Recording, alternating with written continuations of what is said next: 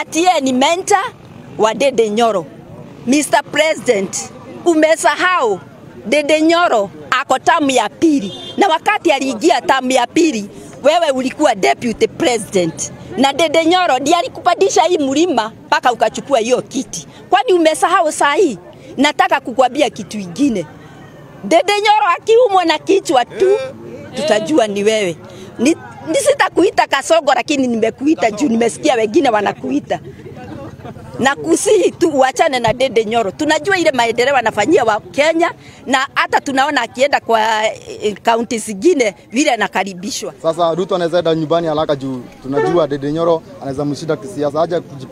Aje kupaka Ndindi Nyoro matope. Ndindi Nyoro ni muyang, ajenzio nampenda kila mtu. Sasa tunasema ajue sisi tuko nyuma ya Ndindi Nyoro na tunapenda Ndindi Nyoro, na aje kumpaka matope na siasa zake baya. Jana alitoa matamshi ya kuonyesha ati ni kama analea mheshimiwa Ndindi Nyoro kisiasa.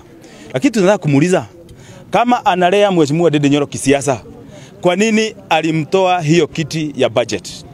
Hata kama anadhania sisi ni wajiga vile, tunaelewa ile kazi mheshimiwa Ndindi Nyoro alifanya ya kumuingiza kwa kiti, na hii kiti ya chairman wa budget sio ya kupewa, ilikuwa negotiated kama vile alipeana zingine. Lakini sasa ni yeye alimshusha hiyo madaraka, na sisi tumetosheka na hiyo. Lakini tungetaka atujibu. Mwaka wa 2006 alisema ako na vita mingi sana na Wakikuyu. Na ile na vile unaweza endelea na hizo vita ni ukiingia kwa uongozi. Sasa vile alisema tunaona anaendelea kufanya hivyo.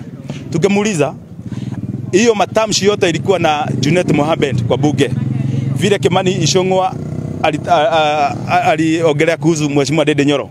Ni wewe ulikuwa umetumana ama wewe uko pande gani? Sasa Mr. President, tafadhali wewe ngojea masiku yako ishe, mambo yako tulimalizana nayo, ni 800 days inagojea, tarehe yako ni 10 mwezi wa 8 2027, safari yako ya kwenda Sugoi hiyo hatubadilishi, na uache hasira, wewe enda kwa amani. Na tunataka tukwambie kitu moja, hii maneno yote ni wewe umejiletea. Sisi hatukukwambia uguze mambo ya health. Wewe ndio ulijibeleka huko na kielele yako. Ukaguza mambo ya health, hiyo umeharibu. Sisi hatukukwambia uguze mambo ya masomo.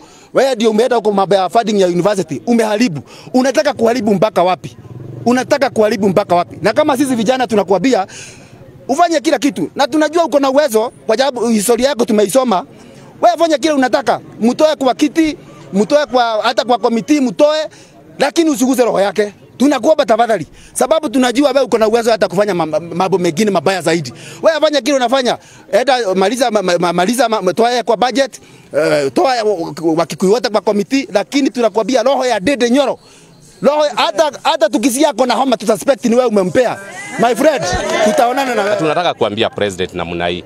Tunajua the reason unasema ati wewe ndiye unatengeneza kijana yetu.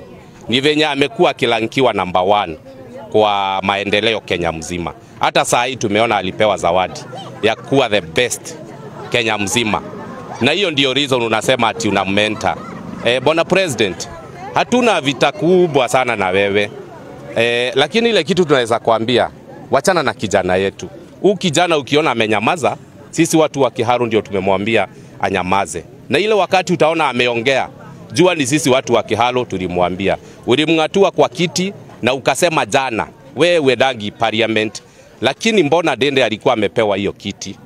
Juu uliona anafaa kwa hiyo position na alikuwa amefanya kazi. Hakupewa hiyo kiti, ametoka kwa msitu. Na kama wewe dangi parliament na una mentor Ndindi, mbona hatukuona umesimama useme huyo kijana yako arudishwe hiyo kiti?